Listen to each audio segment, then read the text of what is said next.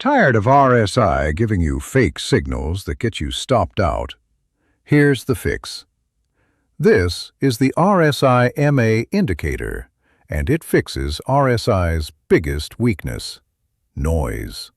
It combines two tools, the RSI, which measures momentum, and a moving average, which smooths it out and confirms the trend. Here's how you trade it. For a buy, wait for the RSI line to cross above the MA line.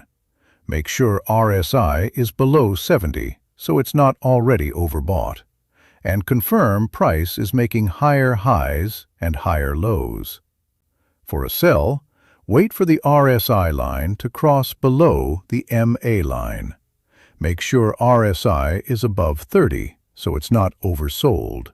And confirm price is making lower highs and lower lows. Simple crossover, but with built-in filters so you skip the fakeouts.